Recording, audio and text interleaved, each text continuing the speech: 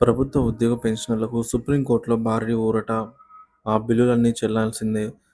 పూర్తి వివరాలైతే వీడియోలో తెలుసుకుందాం. వీడియోని ఎక్కడే గానీ స్కిప్ చేయకుండా ఎండ్ వరకు చూడండి. అప్పుడే ఇన్ఫర్మేషన్ పూర్తిగా అర్థమవుతుంది.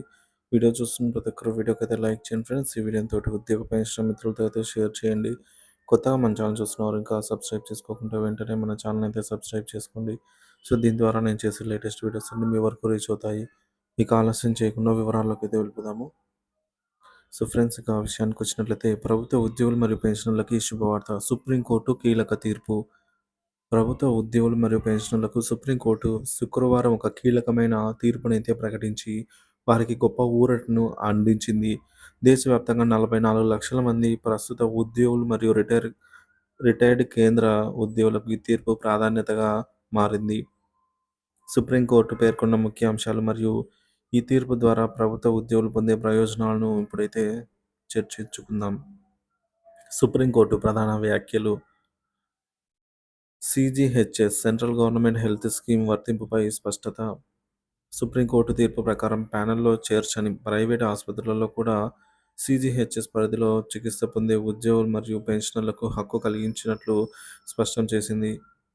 సముచిత వైద్య సేవలు. ప్రతి ఉద్యోగి, ప్రభుత్వ ఉద్యోగి మరియు పెన్షనర్కు గుణవంతమైన వైద్య సేవలు అందించడం మౌలిక హక్కు అని సుప్రీంకోర్టు అయితే స్పష్టం చేసింది. ఇది ప్రభుత్వ బాధ్యతగా పేర్కొంది.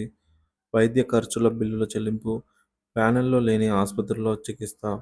ఉద్యోగి లేదా పెన్షనర్ ప్యానెల్లో లేని ఆసుపత్రిలో చికిత్స పొందిన ఆసుపత్రి వైద్య సేవలు సరైనదేనని నిర్ధారించడంతో బిల్లులను చెల్లించాల్సిందే అని స్పష్టం చేసింది.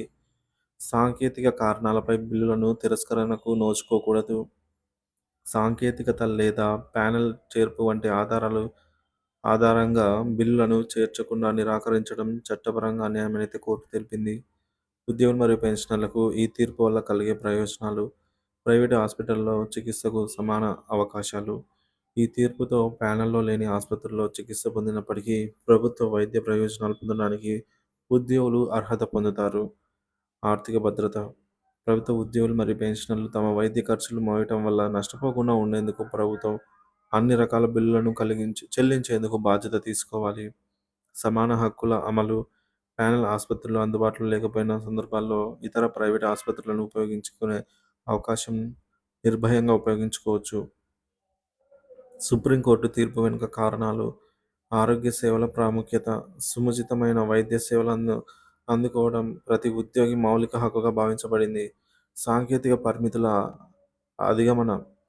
ప్రస్తుత వ్యాధులు, అత్యవసర పరిస్థితులు మరియు వైద్య సేవల అవసరాలను దృష్టిలో ఉంచుకుని సాంకేతిక కారణాల పేరుతో ఆసుపత్రుల ప్రామాణికతను అడ్డుపెట్టడం అనైతికమని కోర్టు అభిప్రాయపడింది. సమానత్వ హక్కు.